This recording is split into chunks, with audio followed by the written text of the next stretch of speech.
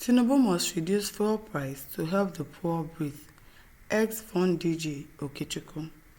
Now to the news info. Former Director General of the Voice of Nigeria and Chieftain of the All Progressives Congress speak on the palpable landmine on the part of the state governors arising from the Supreme Court judgment on the autonomy of local governments, among other sundry national issues, in this interview with Olajide Omojolomoju.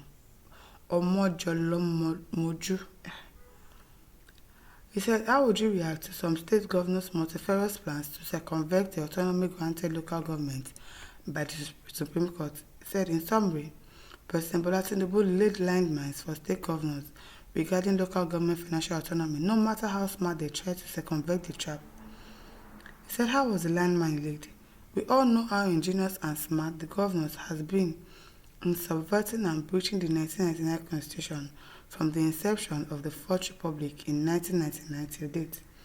All efforts made to amend the Constitution to strengthen the overall local government autonomy were violently resisted and truncated by those that has been dubbed Emperor Governors. This is why President Tinubu, a veteran politician and former governor with requisite experience, took the bull by the horn and adopted the only option left by heading to the Supreme Court. Luckily, the noble justices of the Supreme Court, who knew how the Emperor Governors mangled local government council funds, responded swiftly.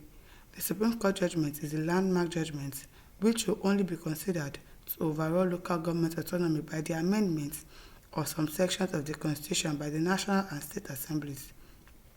Even if the Emperor Governors, in their usual unholy bipartisan alliance, decide to subvert the amendments, the fine point of that judgment will guarantee financial autonomy to our local government council. Methinks they have come to the end of the tunnel they dug out of selfish interests for 25 years.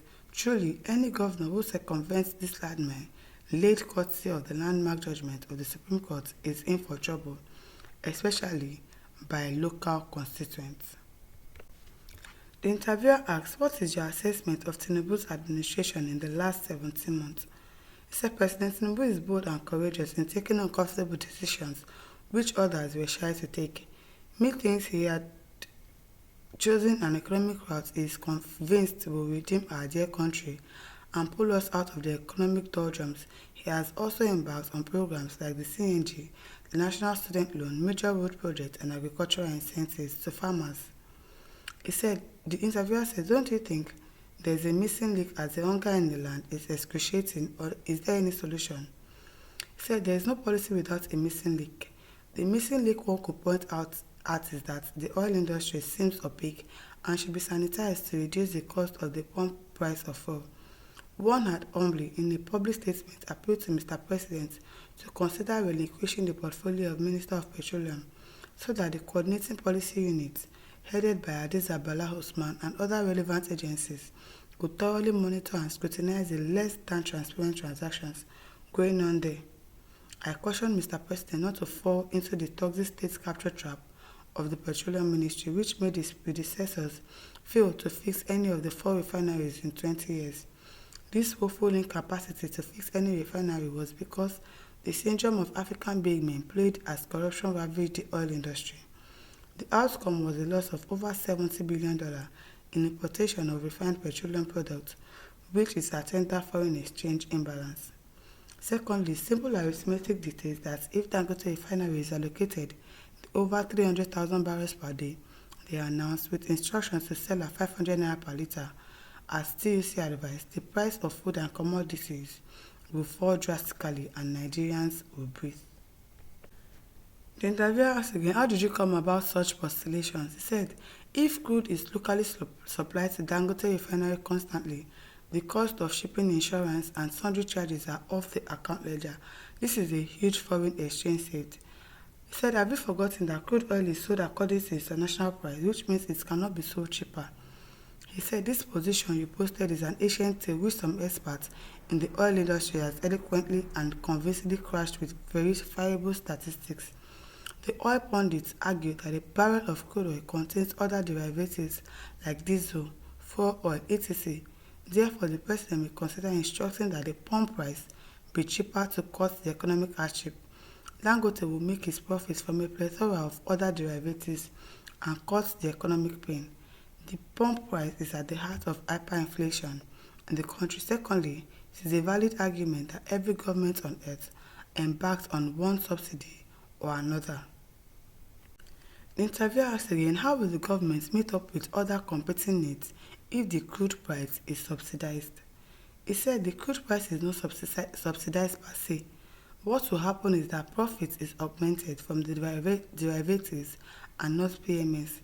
The palpable grinding poverty has revealed that the fuel subsidy touches on our lives and by extension Chapter 2 of our Constitution, the fundamental objectives and directive principles of state policy.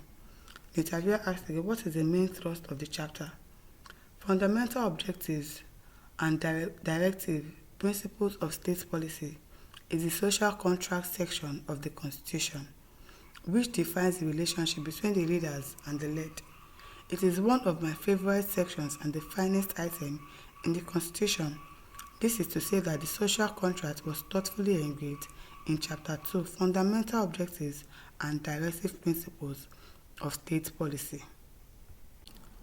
The interviewer asked again, considering the present economic realities, do you think President Bola Tinubu is applying the appropriate remedy to revamp the economy? He said, without being accused of playing blame games, let's not forget about the mangling of our economic fortune started decades ago when selfish interests floated under the canopy of ethno-religious garb and spiced with corruptions derailed our goals to be the giants of Africa from independence. Immediately we got our independence, our leadership assumed the toga of overlords, packed into GRAs, and astronomically for decades subverted the common good of lifting millions out of poverty.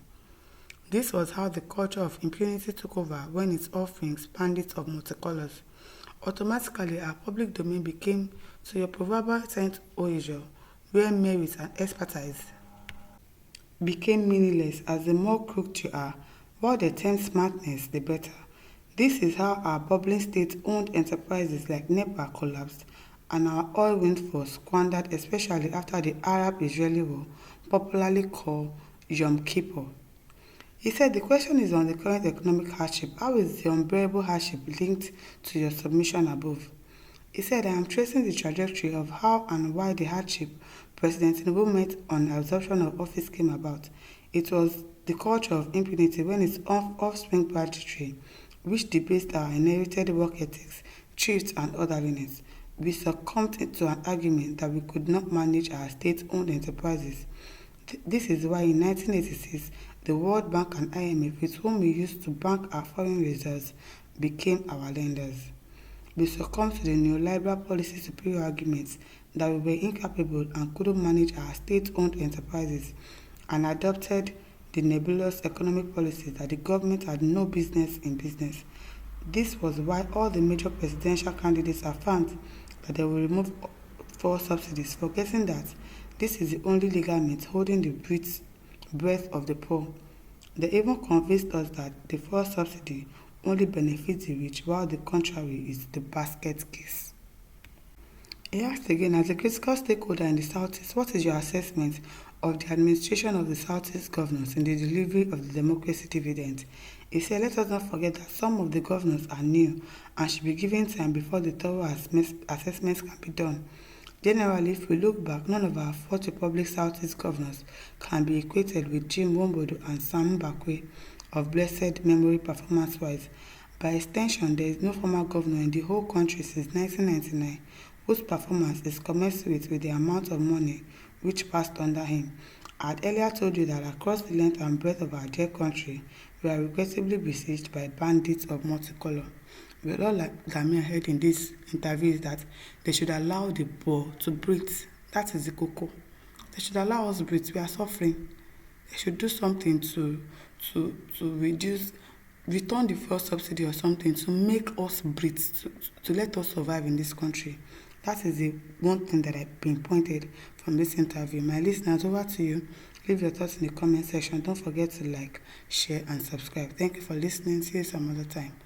Bye.